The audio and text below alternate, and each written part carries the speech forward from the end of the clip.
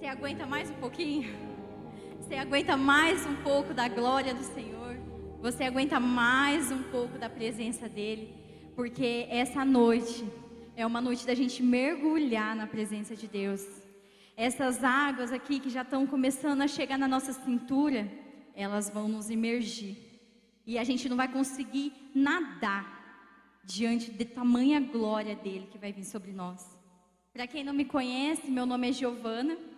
Eu tenho 24 anos, eu sou casada com o Davi, estava orando aqui. E eu sou filha dessa casa desde que eu era criança. Desde criança eu frequento, a PIB. E estar aqui é uma responsabilidade muito grande. Só quem vem aqui na frente, só quem ora, só quem algum dia chegou aqui sabe quão grande é essa responsabilidade. A minha perna está tremendo, estou sentindo voando aqui, mas o Espírito vai me trazer de volta. Há muito tempo eu tenho sido cuidada por essa casa, Como eu disse para vocês, desde criança eu venho aqui e a gente está no mês da família. Então eu gostaria de falar com vocês a respeito da jornada de filho. Então nós precisamos entender, o que Deus quer conosco como filhos. Porque nós temos, entendendo assim, filhos terrenos, Que nós temos, todo mundo tem um pai, tem uma mãe, mesmo que não esteja presente, mas nós também somos filhos de Deus. E nós precisamos, nessa etapa, nessa jornada, tem algumas coisas que às vezes nos impede de viver essa plenitude. E a primeira coisa que eu queria tratar com vocês é a respeito de vencer a rebeldia. Porque muitas vezes a gente se rebela mediante a nossa realidade, mediante a nossa vida. E eu gostaria de falar de uma família muito conhecida da Bíblia, que é a família de Davi. Davi, ele foi um rei. E ele teve vários filhos. Gente, ele teve muitos filhos. Mas eu gostaria de tratar com vocês somente 2 filhos, que é Absalão e Salomão. Davi, ele foi retratado na Bíblia como o homem segundo o coração de Deus. Todo mundo conhece aqui a história de Davi. É a história, uma das mais conhecidas, E esse homem, que foi chamado o homem segundo o coração de Deus, ele teve que vencer várias coisas na vida dele. A vida dele não foi fácil. Você olha na Bíblia e fala, nossa, Davi foi o melhor rei, Davi, ele ouvia do Senhor, ele se deleitava na presença do Senhor, mas ele teve uma vida problemática. A sua família era problemática. Para começar, quando ele ainda era um menino, um moço, ele se sentia rejeitado. Porque o próprio pai dele não se lembrava dele. O profeta Samuel foi lá na casa dele, do pai dele, Jessé, para poder derramar, a unção sobre o rei, porque o povo estava pedindo um rei contra a vontade de Deus, mas o Senhor conhecia o coração de Davi e o profeta foi lá na casa dele, E quando o profeta chegou lá na casa dele, o pai dele falou assim, eu acho que é esse aqui, que é o meu filho mais velho, o mais forte, o mais bonito, o que está no exército, com certeza é ele. E aí Deus falou para Samuel, eu não vejo como o homem vê, eu não vejo a aparência, eu vejo o coração. E aí foi vindo um filho, vindo o outro, e ele nem se lembrava de Davi. Davi na verdade nem estava lá, Davi estava trabalhando, Davi estava pastoreando as ovelhas do seu pai. Então eu acredito que desde menino ele se sentia rejeitado. Na hora que o profeta chegou lá, falou, nossa, mostrou todo mundo e eu fui o último, eu não tenho um cara de rei, você olha para mim e não me vê, dessa forma. E aí ele venceu essa parte, da vida dele e ele foi para o palácio, porque como eu disse para vocês, ele foi ungido rei, ele foi ser preparado, para ser rei. E quando ele chegou lá no palácio, ele encontrou Saul. Saul, gente, era o rei daquela época e a palavra de Deus fala que Davi amava ele. E ele amava Davi? Não, ele tentava matar ele. Saul, ele estava tão cheio de demônios, tão atormentado, que a palavra de Deus fala que ele se sentia atormentado. E quando ele estava atormentado, Davi ia lá e tocava uma harpa. E quando Davi tocava essa harpa, o espírito que estava tomando conta de Saul, ele se acalmava. Só que Saul, nesse momento, enquanto Davi estava lá tentando ajudar ele de alguma forma, sabe o que ele fazia? Lançava lanças nele, tentava matá-lo. Então olha quanto sofrimento, E aí Davi chegou e ele subiu no trono. E quando ele chega ao trono, o que ele faz? Comete adultério. Ah, poxa vida, venceu tanta coisa, e aí na hora que chega lá, comete adultério. E gente, ele cometeu um adultério porque naquela época ele saía para a guerra. Ele ia na linha de frente, ele estava junto com os seus soldados. Só que um belo dia ele resolveu não ir. Ele resolveu ficar. Falar, não vou hoje, não, estou cansado. Né? Igual a gente vem para a igreja, hoje tem culto tri, não vou, estou cansado. E aí nesse cansaço dele, nesse ficar na casa dele, que aconteceu? Ele viu uma mulher se banhando. E aí ele foi lá e mandou os servos dele chamar aquela mulher, falou, traga ela aqui. E aí ele cometeu o adultério com essa mulher. Se fosse só o adultério, estava mais ou menos. Mas aí essa mulher engravidou. E ele fez toda uma estratagema, ele fez toda uma estratégia, falou assim, eu vou falar para o seu marido voltar para casa, porque o que o marido dela está fazendo? Estava na guerra. Ele estava lutando por Davi. E aí ele falou assim, eu vou trazer ele aqui de volta e você dorme com ele. Deita com ele, porque ele precisa achar que esse filho é dele. Né? E ele fez toda essa estratégia e o marido dela não quis. Urias não quis se deitar com ela. Ele falou, como que eu posso me deitar com a minha esposa enquanto todos os meus soldados estão lá na guerra? Eu não posso fazer isso com eles. E aí o que Davi faz? Assassina Urias. Ele se transforma num assassino.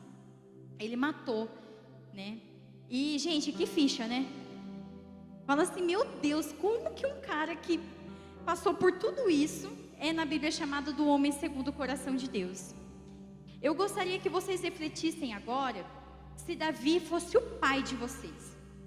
O que vocês achariam de Davi? Qual que seria a imagem que vocês teriam de Davi? Sabendo que ele cometeu adultério, sabendo que ele cometeu assassinato, sabendo tantas coisas a respeito da vida dele. E eu acredito que esse passado tem interferido na obediência de Absalão. Eu acredito que quando Absalão, que era filho de Davi, olhava para ele, ele via o passado do pai dele. E ele deixava esse passado contaminar a imagem que ele tinha do seu pai. E Absalão se rebelou contra o pai dele. Ele desejou usurpar o trono. E Absalão matou o irmão dele, Aminon. Porque nessa tragédia, nessa família, Aminon, ele se deitou com a própria irmã. Todos esses eram filhos de Davi, só que alguns de outras esposas e tal. E sabe o que ele fez? Ele olhava para o pai dele com um olhar de rejeição. Ele se rebelava, ele olhava para o passado. E aí ele no presente fez a mesma coisa que o pai dele fez. Ele assassinou. E o Davi tinha sido redimido pelo Senhor desse assassinato, do adultério, porque ele se arrependeu de verdade, verdadeiramente ele se arrependeu.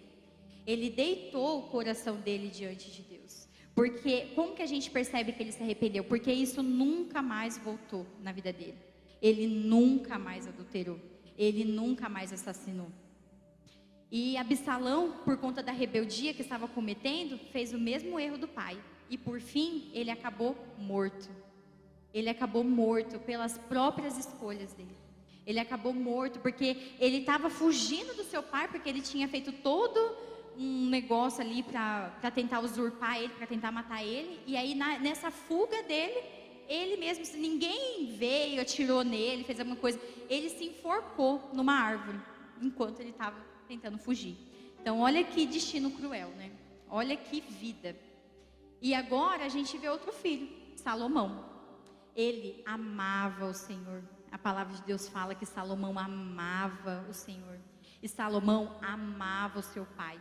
Ele cresceu ouvindo as histórias do seu pai. Ele também sabia do passado do pai dele. Sabe por que ele sabia do passado dele? Porque ele era filho de Batseba, que foi a mulher que cometeu adultério. Mas ele não deixou esse passado interferir na imagem que ele tinha do pai dele. Ele não deixou que aquilo ali trouxesse chaga, manchasse a imagem que ele tinha a respeito do pai dele. Ele resolveu amar o pai dele. ele resolveu perdoar o pai dele, assim como Deus tinha perdoado, né? E Salomão foi um homem que não guardou rancor. E ele construiu o templo do Senhor. E ele reinou, ele foi um dos melhores reis que a Bíblia retrata. Foi o homem mais sábio da Bíblia. Em 1 Crônicas 29, 25, vai falar assim. E pode projetar aí para mim, por favor. NVI.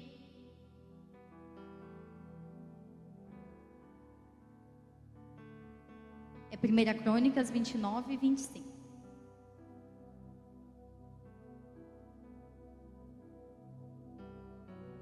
O Senhor exaltou muitíssimo Salomão em todo Israel e concedeu-lhe tal esplendor em seu reinado como nenhum rei de Israel jamais tivera. Olha, né? Que contexto, gente. 2 irmãos, mesmo pai e com destinos tão diferentes, né? Por que Salomão teve esse destino diferente do irmão dele? Porque ele venceu a rebeldia. Ele não deixou a rebeldia entrar no coração dele. Porque quando a gente ouve a palavra do Senhor, quando a gente anda na palavra do Senhor, a gente se libera dos pesos. Os pesos existem, porque ele era o filho do adultério. Ele carregava esse peso nele. Mas ele resolveu que esse peso não ia interferir na caminhada dele. Ele resolveu que isso não ia fazer com que ele passasse o dia e noite remoendo essa dor, né? E esses pesos são os pesos que fazem a gente parar, fazem a gente tirar os olhos de Cristo, fazem a gente viver uma vida de escolhas próprias, de escolhas do nosso ego, de escolhas de ferir a pessoa que nos feriu, né? E eu gostaria de retratar para vocês um pouquinho da minha história. Eu gostaria de dar o meu testemunho, porque eu vejo uma relação, uma ligação na minha vida com esses 2 personagens, né? E essa noite a gente vai sair daqui decidindo se a gente quer continuar como Absalão, preso na rebeldia, preso nos embaraços, no passado, ou se nós queremos ter um futuro como o de Salomão e ser magnificado pelo próprio Deus.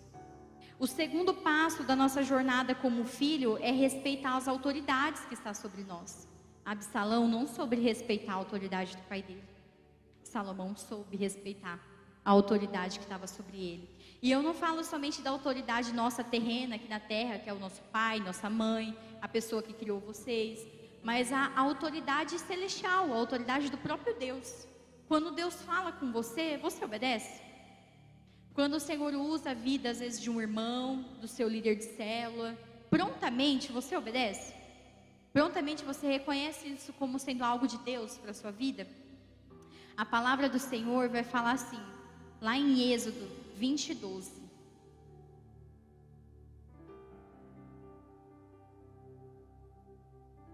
Honre o seu pai e a sua mãe, a fim de que você tenha vida e vida longa na terra, que o Senhor, seu Deus, lhe dá. Amém.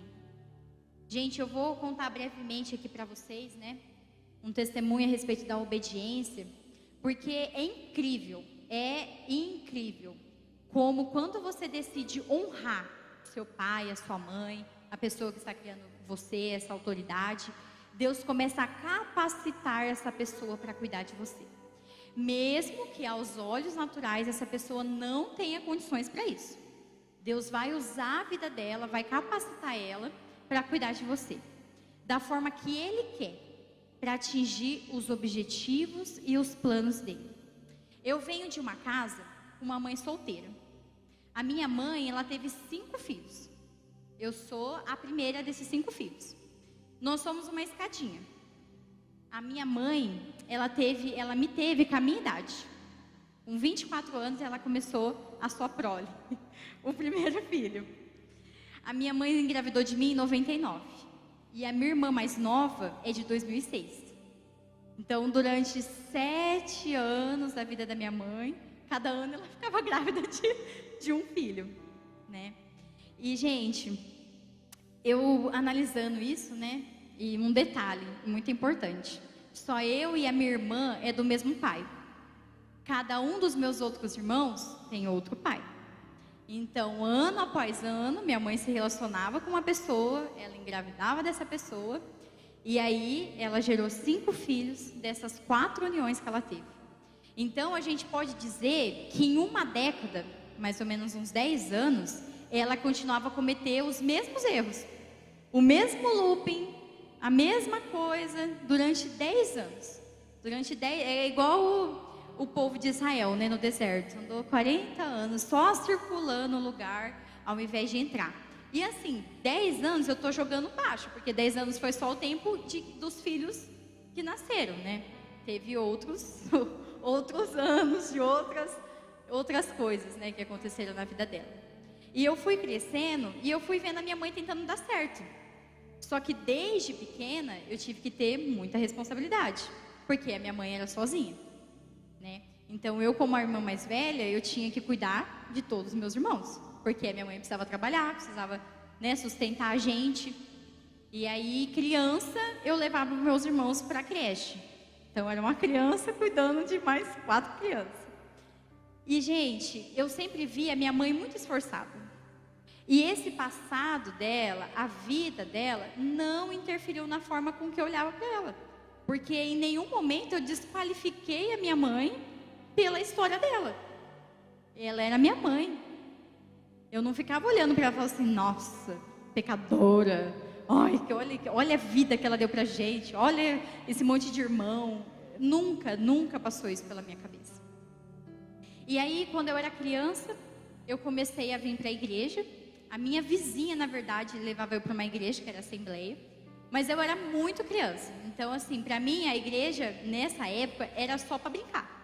Era só assim, vai ter cultinho, vai ter brincadeira, vai ter lanchinho no final. Então, era essa empolgação que eu tinha para ir para a igreja. Mas aí eu cresci mais um pouquinho, e aí Deus já usando, né, gente, a vida de uma vizinha para levar para a igreja. Um detalhe que eu esqueci de contar para vocês é que nessa nossa infância, a gente morava numa casa que tinha 4 cômodos. 6 pessoas numa casa de 4 cômodos. Essa casa só tinha cozinha, sala, banheiro e um quarto. Pequena. Era uma casa com 4 cômodos, também super pequena. E a gente dormia todo mundo num quarto só minha mãe dormia na sala. Todos os colchãozinhos assim, você tinha que passar pelo meio para não pisar em ninguém. Um guarda-roupa só para todo mundo, fé em Deus. E era desse jeito. Um banheiro só, fazia filinha, tinha que esperar um sair, para o outro entrar. E nessa minha infância, gente, eu nunca passei fome. Nunca fui infeliz. Nunca falei, nossa, porque as outras crianças têm isso, eu não tenho. Porque a minha mãe dava de tudo pra gente, de tudo. Se a gente quisesse comer alguma coisa, não dava para ela comprar, ela deixava de ela não comer, para ela dar pra gente. E mesmo assim, nessa condição difícil e tal, a gente não tinha nenhum luxo, mas a gente também nunca passou fome, a gente andava bonitinho, arrumadinho, limpinho, não era nenhuma criança ranhenta da rua, o cabelinho, no jeito, a roupinha limpinha, passadinha, né? E aí, quem entrou na minha vida? A tia Nilda, carinhosamente chamada por mim de tia, porque a minha mãe começou a levar a gente na creche, e a creche, naquela época, ela era diretora, que era a creche Menino Jesus. E, gente, eu não sei o que ela viu na gente, porque qualquer um podia falar assim, meu Deus, o que essa mulher está fazendo aqui, com essa rimpa de filho? Mas eu creio que foi Deus que colocou no coração dela um anseio por ajudar, um anseio por ver ali, né, a condição da minha mãe. E aí ela chamou a minha mãe para trabalhar na casa dela, como faxineira, e a gente começou a ir na creche. E ela começou a pedir para minha mãe para trazer a gente para a igreja.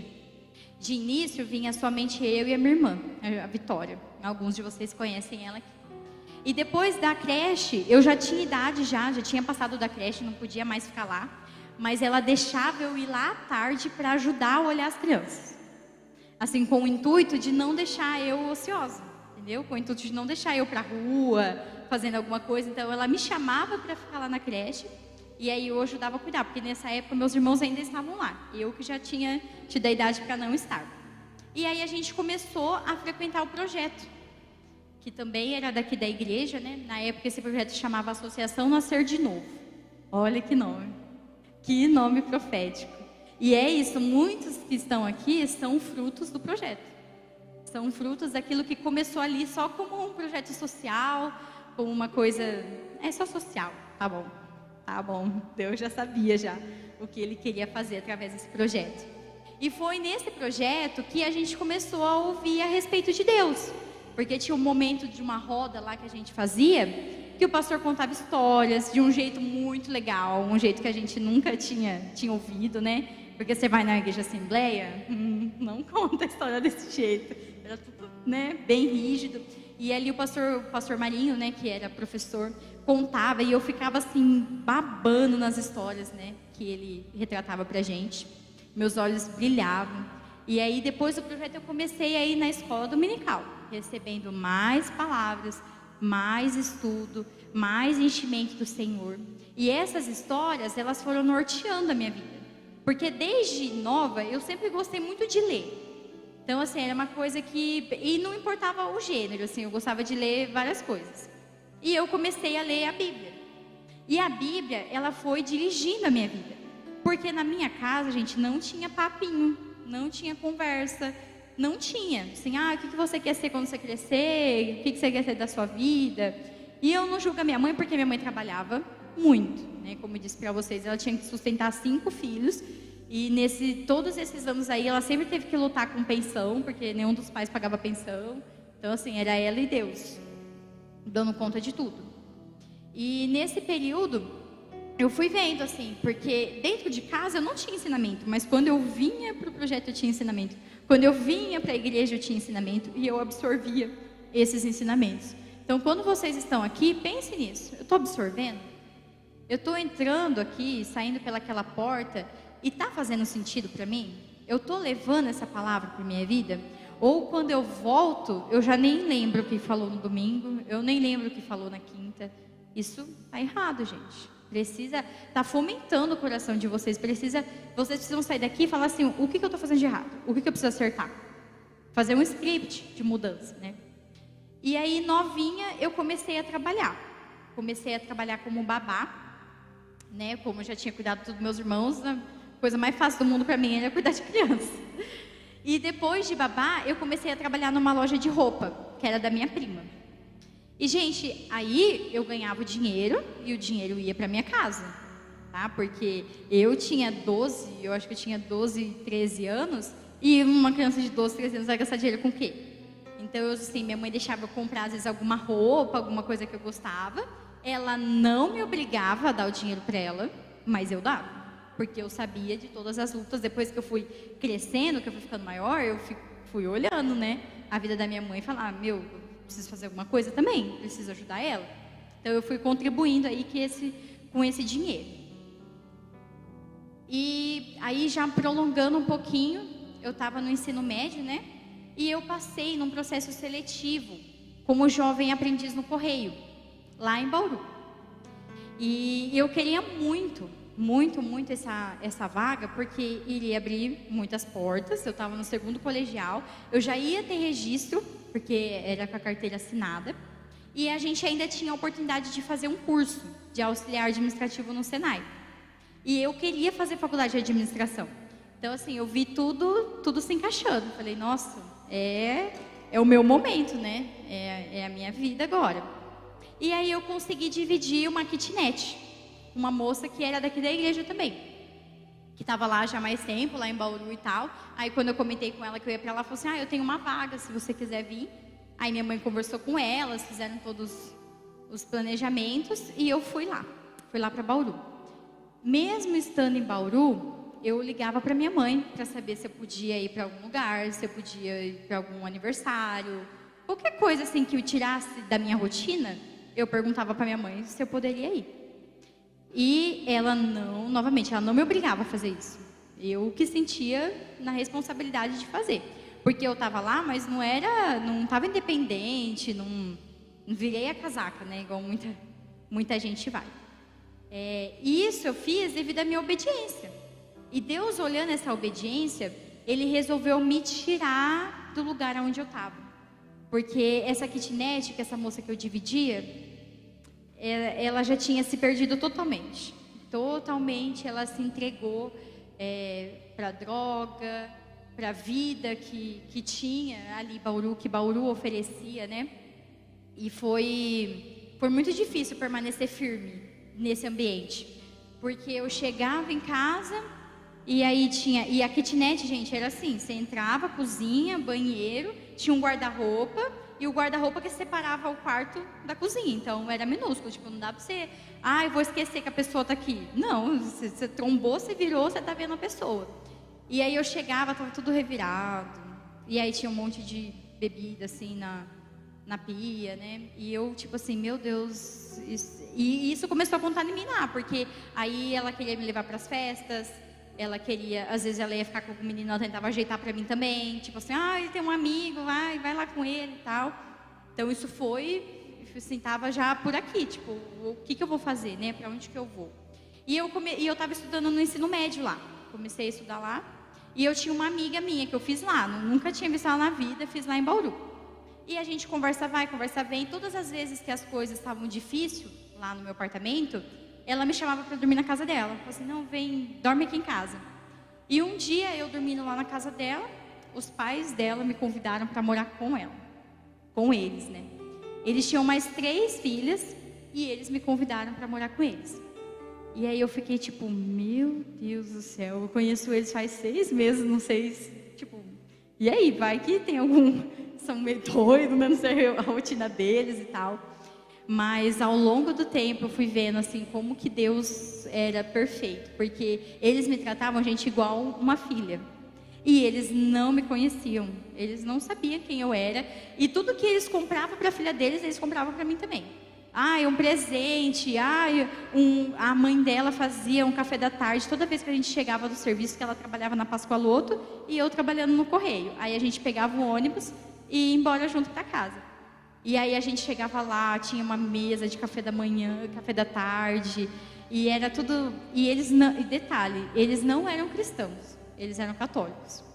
Mas eles tinham, assim, uma vida mesmo de caridade, sabe? Assim, de derramar o amor, de cuidar do próximo. E foi uma época muito boa. Foi uma época muito boa de ser cuidado por eles ali. E eu vi Deus novamente me tirando do ambiente de influência negativa e me levando para um lugar, me guardando do mal, né? E o que eu quero que vocês vejam é que eu não desqualifiquei a minha mãe, eu continuei honrando ela. E por eu continuar honrando ela, o Senhor me honrou. Porque é uma matemática básica, matemática pura, como a gente fala. É simples. Se você honra as suas autoridades, se você honra aqui na terra, Deus te honra. Não tem como. Você pode fazer um teste. Comece a fazer um teste agora. Fala assim, se eu não honrava meu pai e minha mãe, eu vou começar a honrar agora. Faz 30 dias isso. 30 dias você honra. Quando eles mandarem, você faz na hora. Sem pestanejar. Sem, fazer depois, lavar a louça. Mãe, não quero. Não quero fazer isso. O marido com a esposa pede alguma coisa. Faz na hora. Depois de 30 dias. Aí vocês vê como que vai estar a vida de vocês, vê se mudou alguma coisa, e aí vocês retratam aí para mim. E mesmo longe, né, eu resolvi honrar ela, mesmo ela não me cobrando nada, porque eu ouvia a palavra de Deus. E a palavra de Deus, ela estava gerando um novo comportamento em mim. Estava gerando uma transformação, porque se vocês imaginassem, o ambiente que eu vivia não permitia isso. Não iria me chegar a fazer nesse nível. O que fez eu chegar nesse nível foi a palavra de Deus. E aí depois, né, mais velha, eu fui vendo assim, que Deus colocava um prumo invisível na minha vida. Para quem não sabe o que é prumo, muita gente nova aqui, não é pedreira, nunca olhou um tijolinho, nunca fez nada. É um pezinho, se eu também estiver errada, você conserta aqui, Adriana, pelo amor de Deus. Era um pezinho com barbante.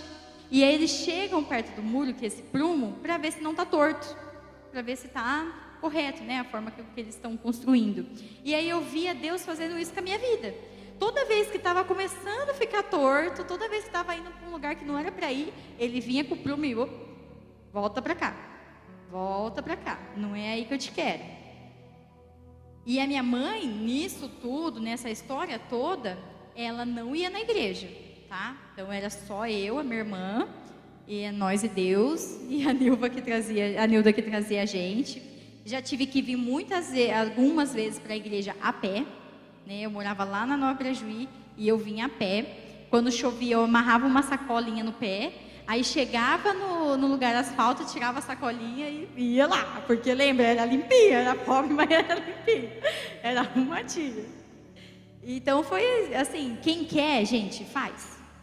Quem quer, vai. Quem quer, dá um jeito.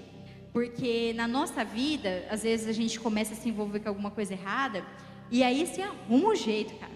Você arruma um jeito de esconder da mãe, você arruma um jeito de esconder do pai, você arruma um jeito de ir numa festinha, de ir num rolê, mas aí para vir na igreja porque choveu, não dá.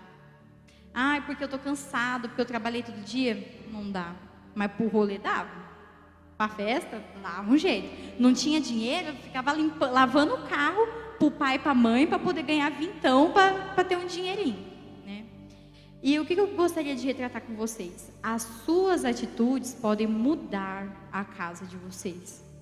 Porque a palavra de Deus diz assim, lá em Malaquias 4:6, se os meninos puderem colocar para mim, por favor.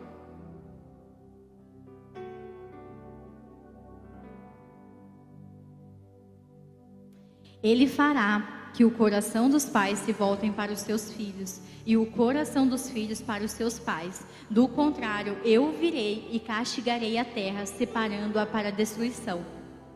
Um adendo que eu gostaria de falar a respeito desse versículo é que a gente está vendo a destruição. A gente está vendo num estado aqui, perto de nós, a gente está vendo a destruição. E por quê? Por que será? Né? Porque os corações dos pais não têm se voltado para os filhos. E dos filhos não têm se voltado para os pais. Então a palavra de Deus, gente, ela é atemporal. Independente do tempo, acontece. Se você lê hoje um versículo, amanhã você lê, daqui a um ano você lê, cada vez que você lê vai ser uma interpretação diferente, Deus vai falar com você de alguma forma diferente. E as atitudes nossas podem mudar a nossa casa, né? Eu fiquei 1 ano em Bauru, e por mais que eu tivesse tentação, e tinha, gente, é assim, ó, Bauru, eu acho que devia chamar Bauru Tentação, porque lá é um lugar onde você está longe de todo mundo, onde tudo parece que é muito fácil, é muito fácil mesmo. E aí eu trabalhava no Correio tinha um monte de estagiário, e esses estagiários todos também assim, ninguém levava uma vida muito certinha, muito regrada, então convidava a gente para festa, para tudo que vocês imaginar. Eu tinha uma colega do Correio que ela era totalmente o contrário do que eu era. Eu era de um jeito, certinha, nananã, e ela tinha um cabelo pintado metade de cor de rosa, metade de azul. Um dia ela era espírita, um dia era isso, aquilo, um dia era aquilo outro. Ela tinha minha idade, já tinha um monte de tatuagem, já tinha se envolvido com um monte de gente, morava sozinha, e ela grudou em mim, gente. Ela grudou em mim. E eu ficava assim, Deus, mas não tem nada a ver, sabe? Olha, ela vem contando as coisas pra mim, eu tenho que ficar assim, sabe? Não quero ouvir, não quero que você fale que você ficou com o menino, que você fez isso, que você fez aquilo. E de alguma forma, Deus usou assim ela para que eu visse o que eu poderia me tornar. Eu amava muito ela, eu sempre tentava dar conselhos. Ela vinha chorando, falar que tinha acontecido não sei o que, aquilo outro, e eu não, vamos comigo na igreja, porque naquela época lá em Bauru eu ia no Bola de Neve, que o meu líder, que era daqui, foi morar lá, o Abner. E aí ele me levava, ele me dava carona para ir para a igreja, então eu comecei a ir lá. E eu chamava ela, tentava, e eu vi assim que Deus colocou, mais uma vez, o promo invisível dessa vez era ela. Para eu ver, você sabe, né? Você tá vendo? Você vai ficar assim. Se você não se direitar, se você não colocar os seus pés no chão, é desse jeito que você vai ficar. Só que eu caí, gente, na tentação. Eu caí. Muitas vezes eu deixei levar pelas conversas, pelas fofocas, pelo ambiente. Lá nessa escola, os meninos da minha sala, eles eram o pessoal de base do Bauru Basquete. Então, você imagina, aqui era tudo uns meninos na sala, nerd, tudo estranho, tudo cheio de espinha na cara. E aí eu chegava lá em Bauru, tinha uns caras de 2 metros de altura, famoso, porque passava na televisão um monte de coisa, porque eles estavam ganhando vários, não sei nem como que chama o negócio de basquete, mas um campeonato, eles ganhavam direto. E aí um dia, um desses meninos que era da nossa sala, gente, ele já tinha morado até fora, sabe, fora do Brasil, então era uma realidade que você falava assim, nossa, meu Deus, aonde que eu tô? E eles chamaram eu e essa minha amiga que eu morava com ela para ir numa festa da casa de um dos jogadores. E a gente foi, tonta, bem bobinha, né? Porque Satanás cegou a gente de uma forma que a gente não enxergou o perigo. Porque era eu e a outra boba, de 16 anos, indo para uma festa na casa de que só ia ter um monte de cara, e ali podia ter acontecido qualquer coisa com a gente, e ninguém nem ia ficar sabendo, né? Porque as bonitinhas contou para alguém? Não, fez tudo escondido, né? E graças a Deus, o Senhor mais uma vez guardou a gente do perigo, porque a gente chegou lá, a gente já queria ir embora, porque a gente não tinha malícia, a gente não tinha, não prestava para estar naquele lugar, sabe? Se você quer pecar, não sabe nem pecar certo, porque não dava certo. Não era o nosso lugar ali. E a gente ficou se remoendo, até que a gente chamou um Uber e foi embora. E Deus guardou, gente, porque se tivesse acontecido, a gente poderia ter sido estrupado lá e aí? Para quem que a gente ia falar? O que a gente ia fazer? Tinha 10 negros de 2 metros e pouco de altura. Quem que era a gente? Quem que era? E aí depois disso eu falei assim, não, pelo amor de Deus, eu nunca mais quero ir num lugar assim, eu preciso mudar, não é isso que Deus tem para minha vida. E aí eu comecei a ir na célula que era na escola, de quarta-feira. Tinha no horário do intervalo, tinha a célula do bola. E aí isso foi assim, me ajudando na escola, que era o lugar que era mais influência negativa para mim, eu consegui me manter firme. Porque ao invés de na escola, no horário de intervalo, eu ficar conversando com os meninos, de papinho, porque lá eles chegavam na gente. Você não precisava, você estava lá sentada viajando na maionese e alguém chegava, começava a falar, conversar, chamava você para as coisas. Então eu precisava de algo que me deixasse firme, né? Que me deixasse com os olhos fixos ali, né? E aí eu resolvi permanecer firme, e eu colhi todas as bênçãos de ter permanecido firme. Porque meu contrato, ele terminou em Bauru, e eu não queria mais ficar lá. Eu falei, não, preciso voltar para Pirajuí, aqui é meu lugar, não quero mais estar lá. E aí logo que eu cheguei, eu já arrumei um serviço.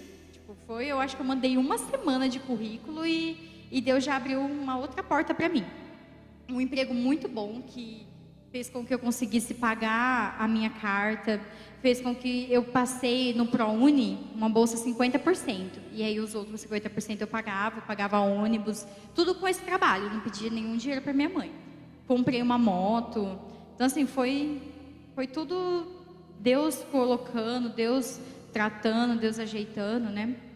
E só que eu voltei, gente, e eu continuava orando pela minha mãe, porque minha mãe ainda não ia na igreja. E aí eu falei, Deus, usa qualquer pessoa, usa qualquer coisa.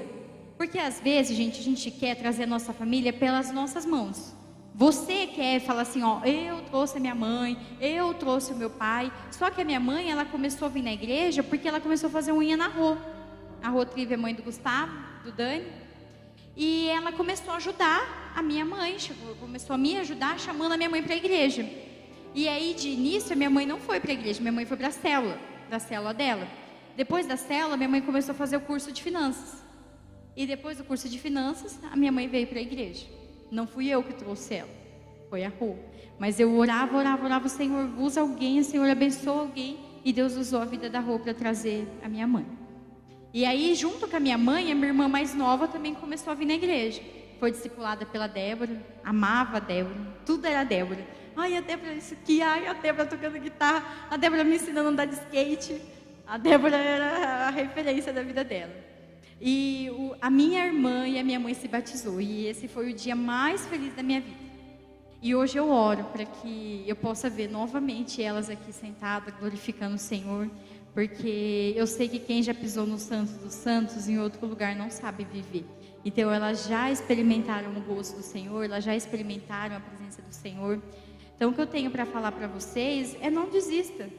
Não desista, mesmo que pareça que está difícil, mesmo falar, não, eu vou ficar aqui sozinho para sempre, porque o meu pai não vai vir, a minha mãe não vai vir. Começa a orar então para Deus usar outra pessoa.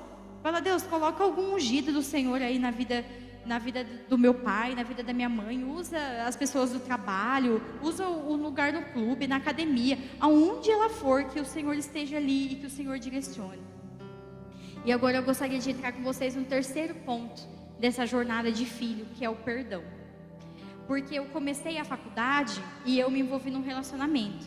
E esse relacionamento não era da vontade de Deus. E Deus tinha mostrado, Deus tinha falado de várias formas que não era. E tava tipo assim, Deus não precisava nem falar, porque tava na cara. Tipo, só cego que não via, que não tinha nada a ver comigo. Mas as marcas da minha infância, elas começaram a vir à tona. Elas começaram a vir em mim com o sentimento de inferioridade, com o sentimento de carência. As coisas que eu achava, estou super bem, né? Não tenho nenhum problema. Não, tinha coisas ali que vieram à tona a partir disso. Porque eu precisava de alguém para me afirmar. Eu precisava de alguém que falasse assim, você tá bonita hoje, você é assim, você é assado. Porque senão eu não me sentia desse jeito. Se não tivesse alguém falando, eu sempre me colocava inferior nas pessoas que estavam à minha volta. Então eu deixei me envolver com essa pessoa. E essa pessoa não era da igreja. E essa pessoa não me valorizava de nenhum jeito. E eu era só mais uma das muitas que ele enganava. Das muitas que caíram na lábia, né? E por que eu tinha esse problema, gente? Por que eu estava envolta na carência? Por que eu tinha esse sentimento de inferioridade? Por que isso veio da minha infância? Porque eu não cresci com meu pai. Eu não tinha alguém afirmando para mim, você é isso, você é princesa, você é linda. Ou você, não estou falando só de como mulher, mas também um homem. O pai, ele dá destino, sabe? O pai impulsiona, o pai traz o melhor de nós. E crescer sem essa paternidade, crescer sem esse cuidado, vai gerar alguma coisa na nossa vida. Não tem como. E Deus, mais uma vez, fez com que esse moço terminasse comigo. Nem fui eu que tive coragem de terminar, porque por mim eu estava tão envolvida que eu ia continuar vivendo aquilo, aceitando as migalhas, aceitando os restos, e não ia crescer. E ele terminou comigo por quê? Porque eu não queria ir mais fundo com ele, porque eu falei assim, não, posso estar até com o pezinho errado, posso até estar fora da igreja, mas isso não.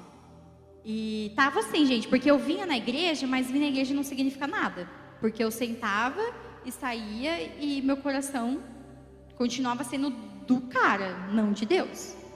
E aí eu voltei chorando pro Senhor, né? Falei, Deus me restaura, Deus me limpa, Deus resolve, junta os cacos do meu coração, porque eu nunca mais vou gostar de ninguém, eu nunca mais vou amar ninguém. Aquela coisa de adolescente tonto, né? Tonto eu, tá? Não você. Eu era tonta.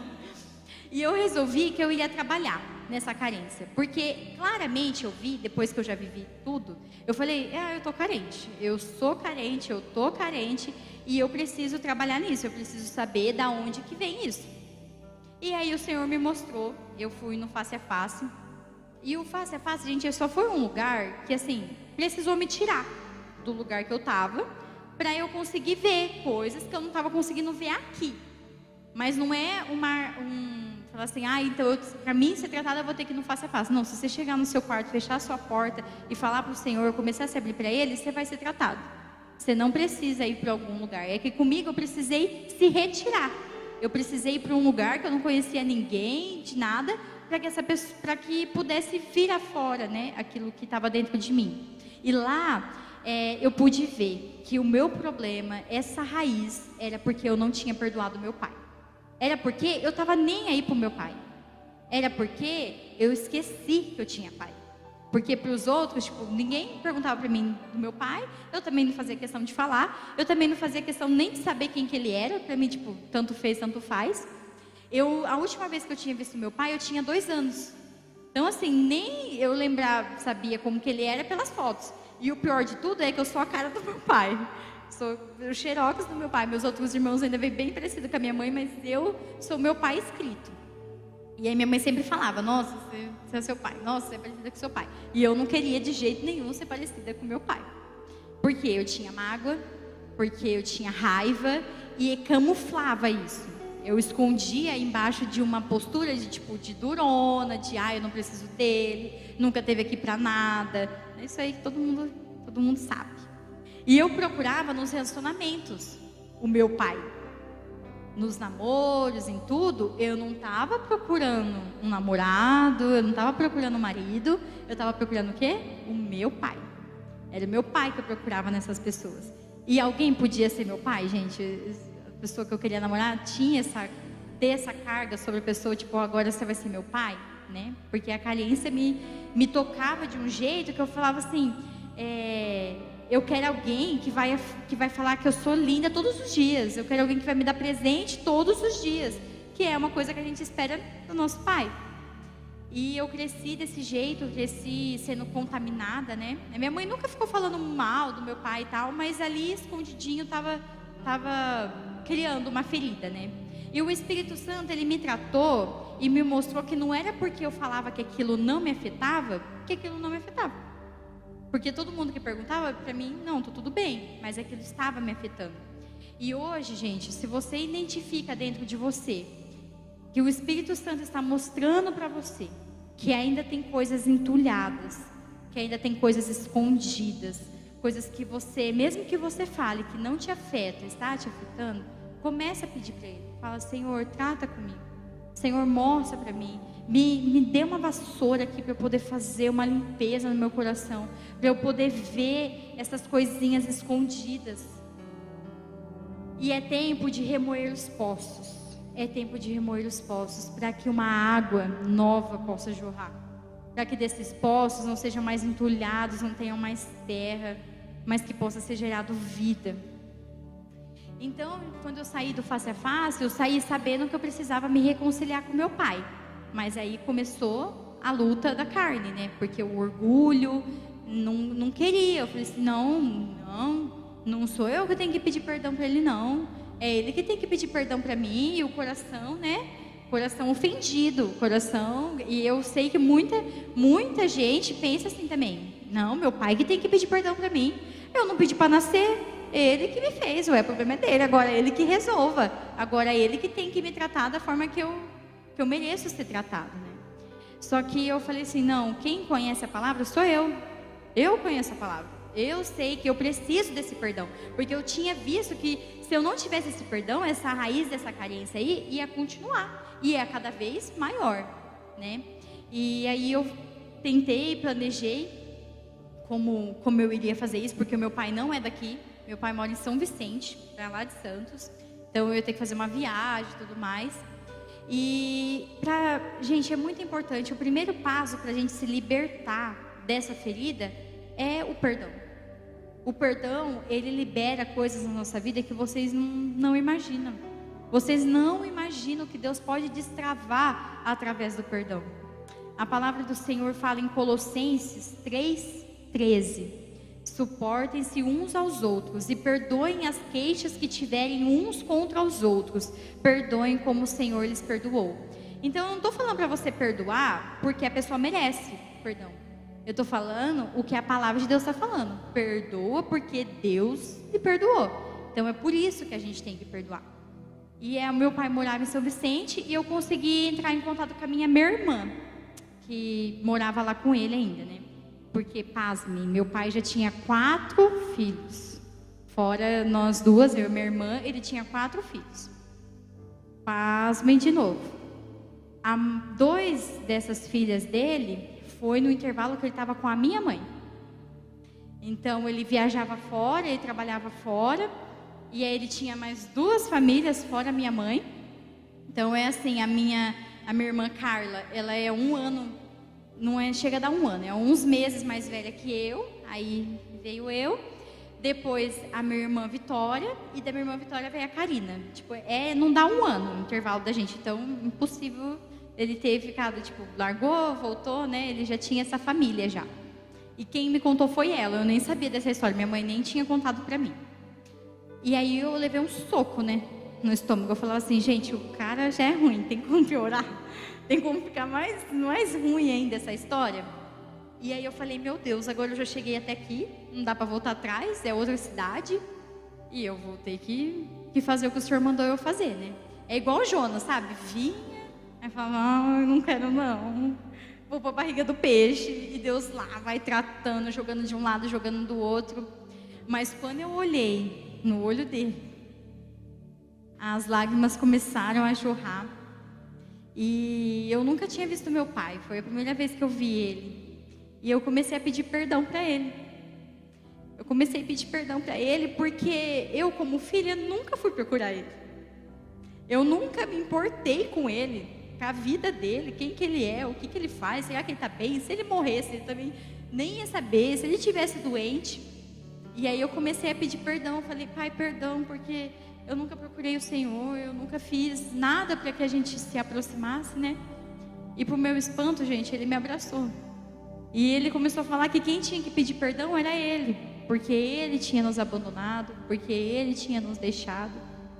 Então, gente, o perdão, ele é algo maravilhoso, maravilhoso, porque quando a gente vai perdoar alguém, a gente está se liberando e liberando a pessoa também, porque com certeza ele devia, quando ele deitava a cabeça no travesseiro, devia vir esse peso, tipo, eu tenho 2 filhas que eu não sei como que tá a vida delas, e não só eu me reconciliei com ele, como a minha irmã Vitória também.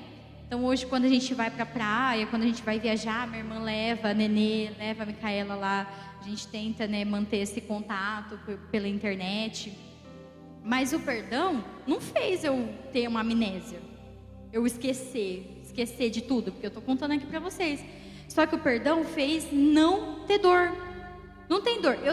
Eu chorei, não era de dor, eu chorei de emoção, de tipo assim, de lembrar aquela cena, de ver ela de novo na minha frente.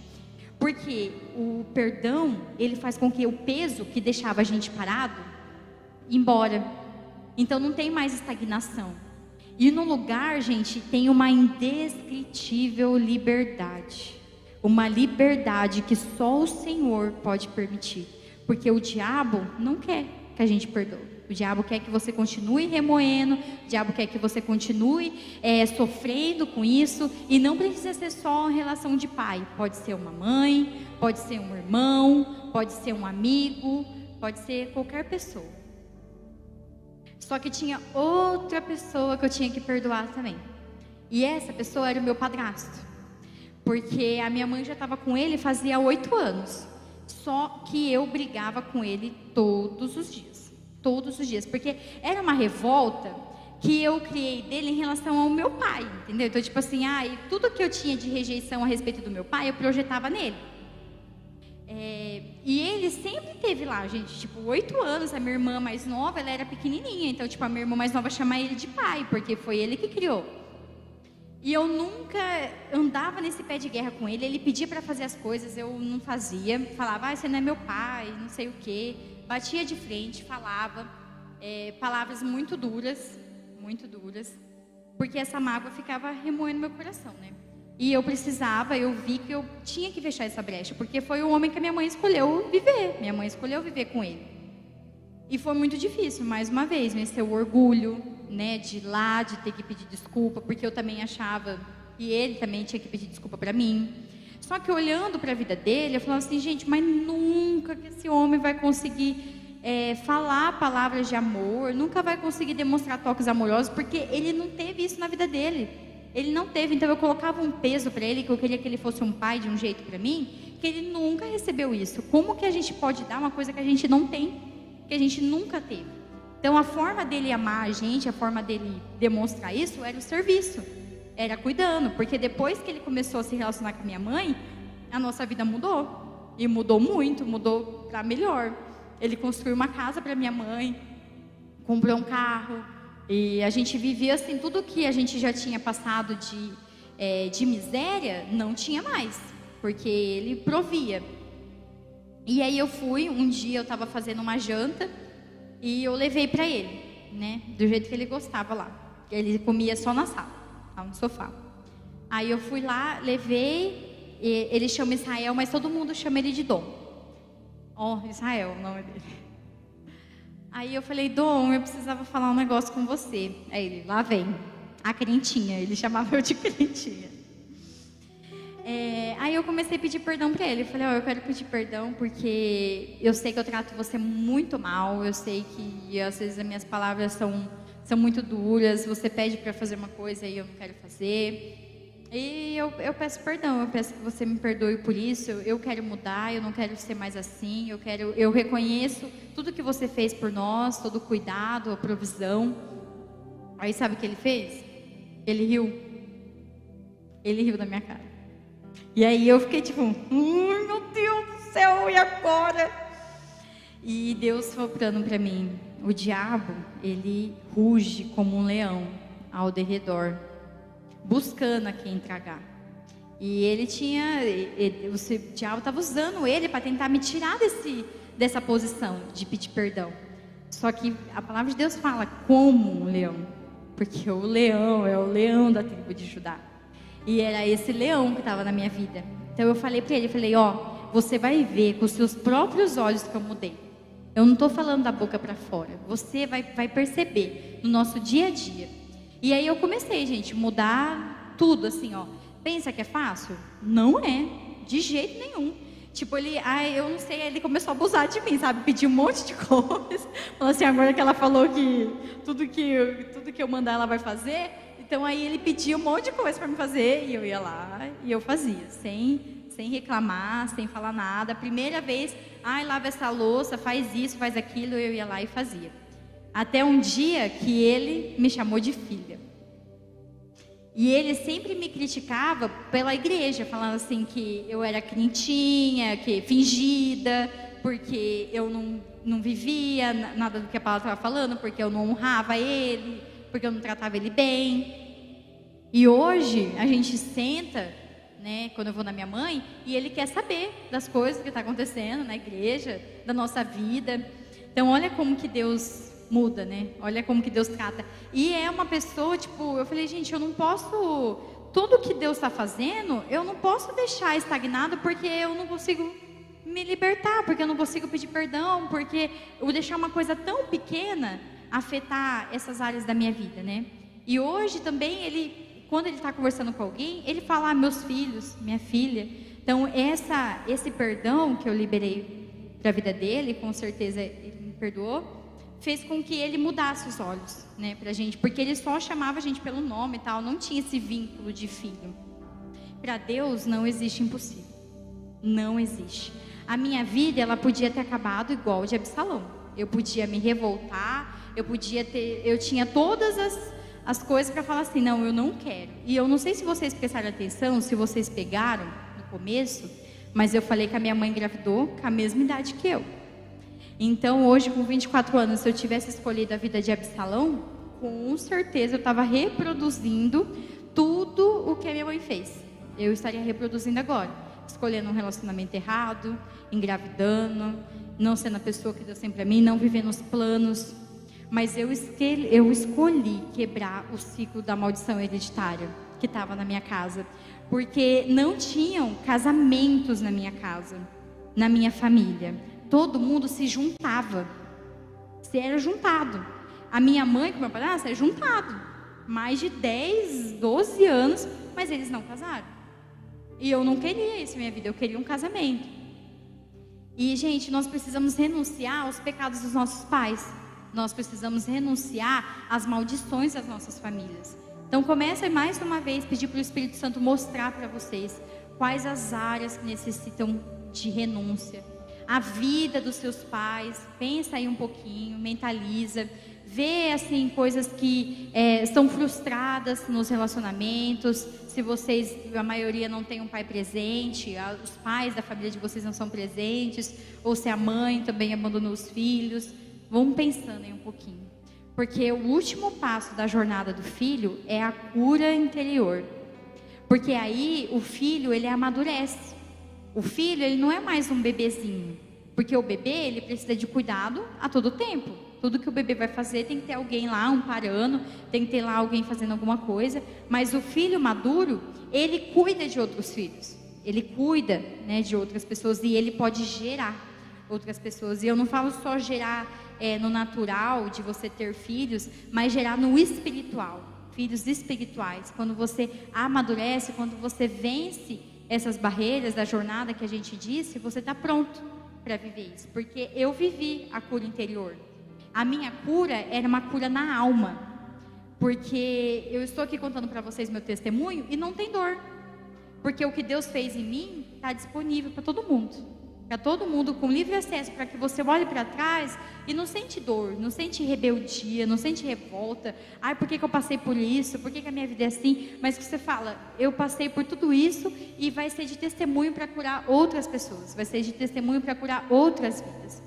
Basta apenas uma decisão de se livrar dos pesos, vencer a rebeldia, obedecer, honrar os pais e pedir perdão. E aí, depois que eu pedi perdão, a minha vida começou a desembaraçar. Tudo que era embaraçado, tudo que era difícil, tudo que me estagnava, não existia mais. A minha vida espiritual mudou. Eu tinha muito mais fome, muito mais intimidade, muito mais anseio por estar na presença de Deus. E eu fiz um propósito, logo que eu voltei do Face a Face, que eu ia sair das redes sociais. Um ano, não era 30 dias, 40 dias, 50 dias, um ano. Falei, vou excluir meu Facebook, excluir o Instagram, excluir tudo. Falei, eu quero me dedicar para as coisas do Senhor.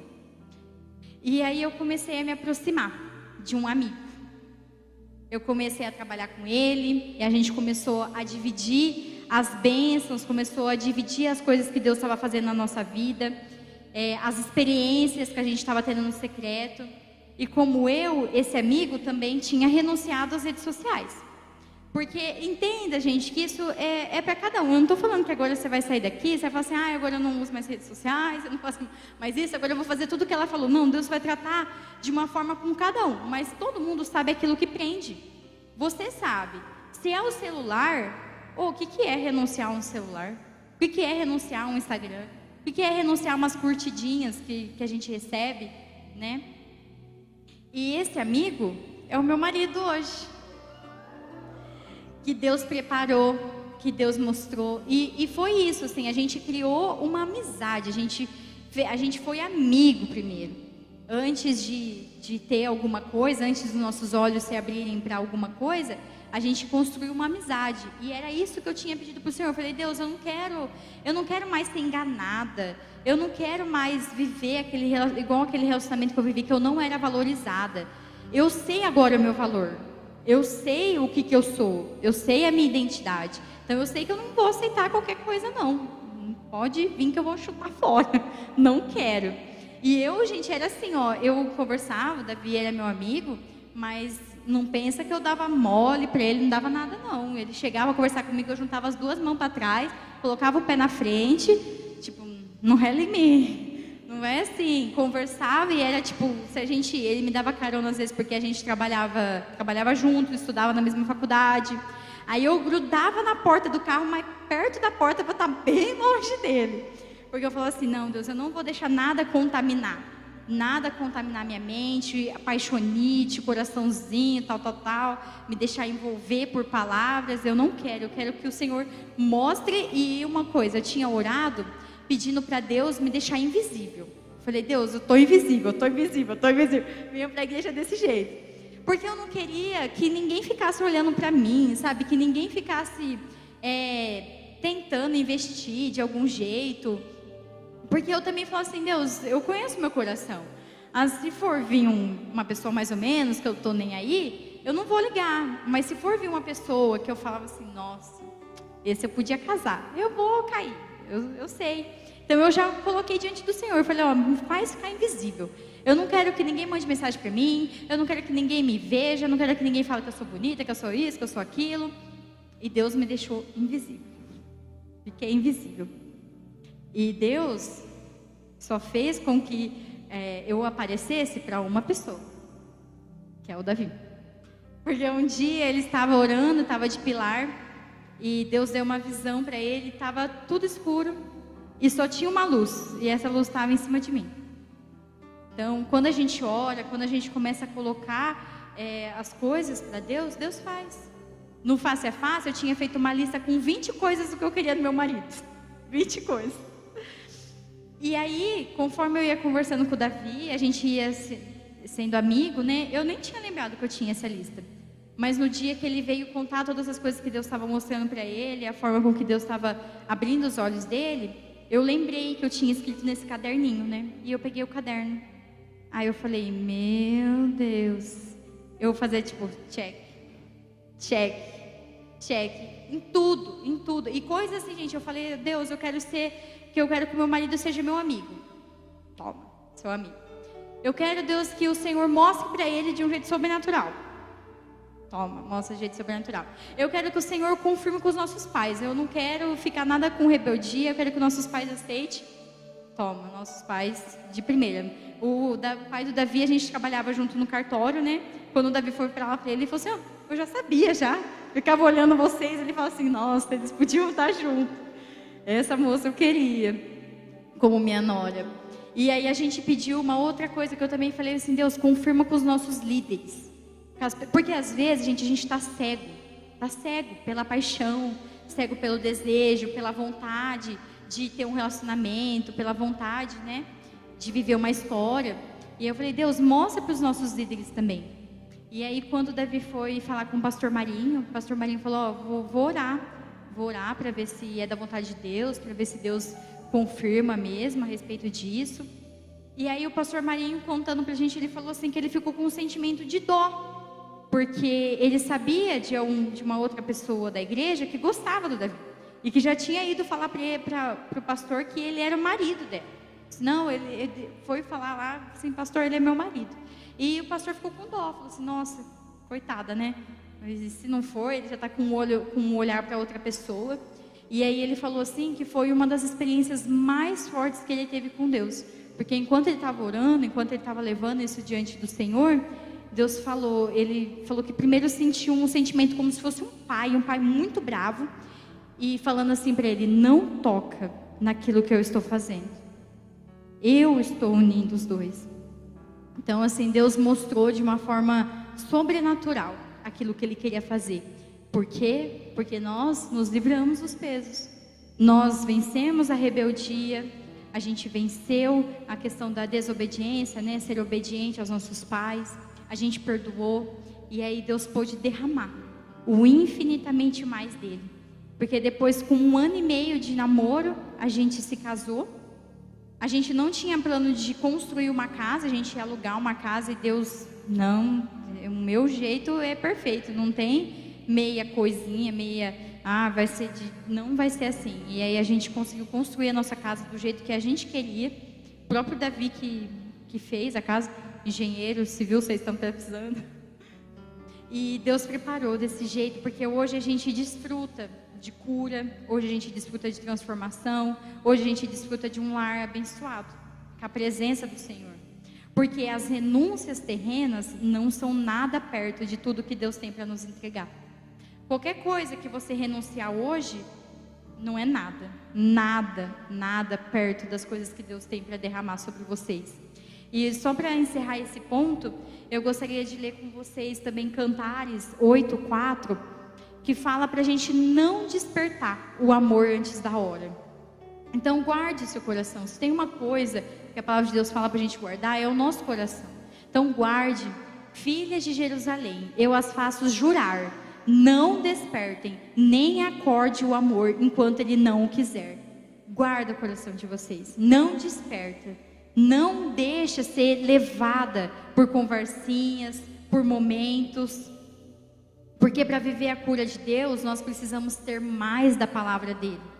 Em Hebreus 4:12 fala assim, pois a palavra de Deus é viva e eficaz, e mais afiada que qualquer espada de 2 gumes. Ela penetra ao ponto de dividir alma e espírito, juntas e medulas, e julga os pensamentos e as intenções do coração. A cura, ela precisa acontecer no nosso corpo, na nossa alma e no nosso espírito.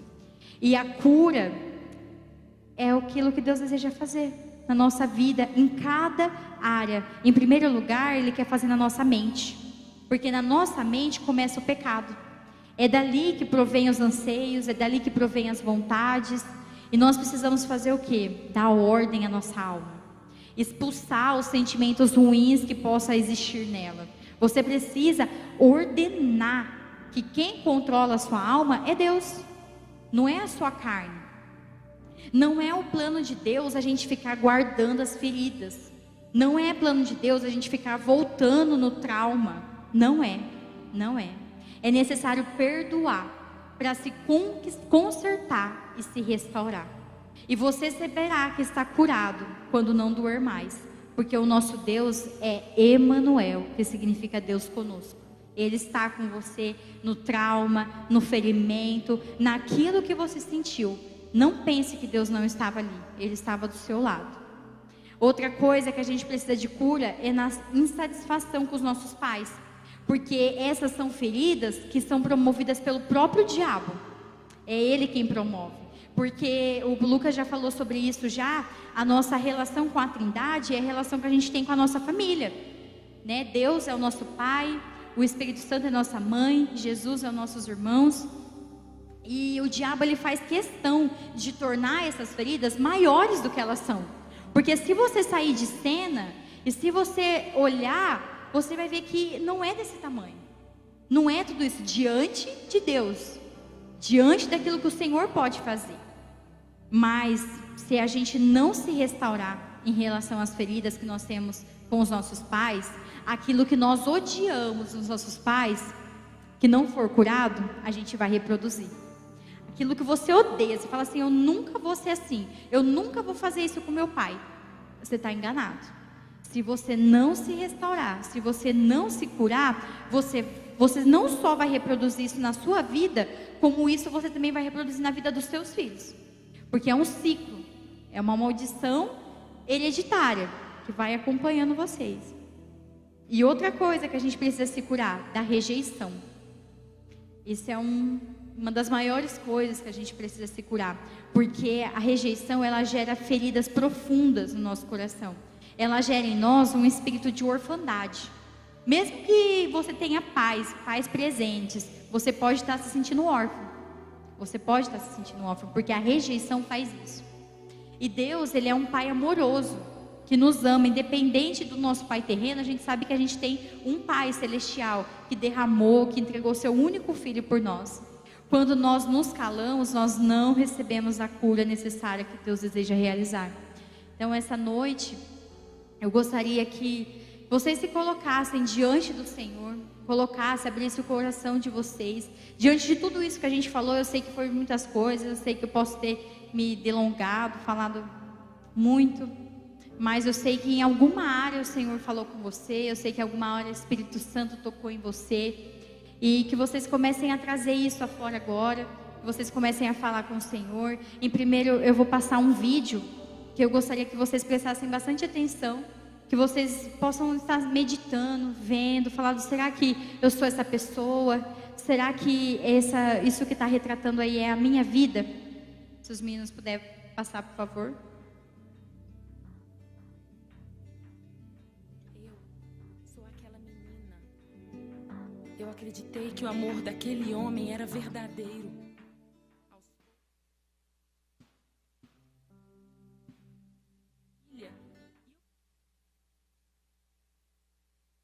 Porque não queria a minha felicidade. E eu entreguei a ele tudo que eu tinha de mais precioso. Até o dia em que descobri que eu não era o grande amor da vida dele. Eu era apenas uma de mais 3. Teu amor me desfaz, teu amor me refaz, quebra tudo e faz de novo, e de novo teu amor me desfaz, teu amor me refaz, quebra tudo e faz de novo, e de novo teu amor me refaz. Eu sou aquele menino. Eu cresci sem um referencial de pai. Ah, como me fez falta um ombro amigo. alguém importante que pudesse me ensinar aonde ir, o que fazer, alguém que estivesse ali por mim. Eu me senti abandonado, rejeitado, sem chão, sem valor. Por quê? Por que comigo? Eu era tão pequena. Por que ele me tocou assim? Eu me senti tão suja, tão desprezível, indigna, tão usada. Oh, Deus!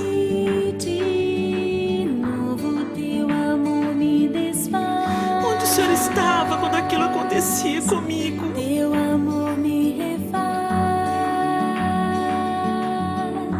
quebra tudo e faz de novo. E de novo teu amor me refaz.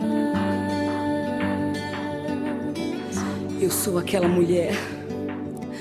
Eu me lembro do dia em que o médico me disse: você tem apenas 3 meses de vida. E agora, meus sonhos, tudo que eu construí, o que eu fiz para merecer tudo isso? Eu sou aquele homem muito religioso. Para mim, tudo tinha que estar perfeito. Na minha casa, todos tinham que andar na linha. Eu era muito rígido, comigo mesmo e principalmente com os outros. Até que um dia, eu caí. Teu amor me desfaz. Eu caí. Teu amor me refaz, quebra tudo e faz de novo. E de novo teu amor me desfaz. Teu amor me refaz, quebra tudo e faz de novo. E de novo teu amor me refaz. Deus, aonde você está? O Senhor está me O Senhor ouvindo? está me ouvindo? Será que o Senhor pode me restaurar? Pode pegar os cacos da minha vida e me fazer de novo? Eu me arrependo, Senhor. Perdão, Senhor. Perdão. Será que o Senhor pode ser o meu pai? Eu preciso tanto de colo. Cura-me, Senhor. Me ajuda, Pai. Cura-me. Será que o Senhor pode me tocar e lavar o meu coração, curar minhas emoções? Será que você quer dizer isso para o Senhor hoje? Será que você precisa ser quebrado como aquele vaso nas mãos do olheiro? E como a palavra da música fala, o teu amor me desfaz, quebra tudo e faz de novo, quebra tudo e me refaz novamente. E hoje eu quero dar a oportunidade para você fazer isso. Quem sentir no coração, quem quiser vir aqui na frente, eu vou chamar os líderes que estavam na intercessão. Gostaria que eles viessem aqui na frente. E você fique à vontade para se ajoelhar, para se colocar diante da presença do Senhor, porque você sabe porque você veio aqui, você sabe porque a presença do Senhor te trouxe até aqui. Talvez você não iria vir, ia acontecer algum imprevisto, mas você falou: não, eu preciso estar aqui. Então que você possa se vir ao chamado do Senhor, porque o Senhor nos chama essa noite para nos reconciliar com Ele, nos chama essa noite para que nós sejamos livres da presença dEle, livres do pecado. Ele nos chama essa noite para que nós sejamos perdoados, restaurados por Ele. Ele deseja como um vaso em suas mãos, nos moldar, nos tratar, nos quebrar. Muitas vezes Ele vai precisar quebrar, mas Ele vai refazer tudo novo e de novo. Eu me rendo ao seu amor, Senhor.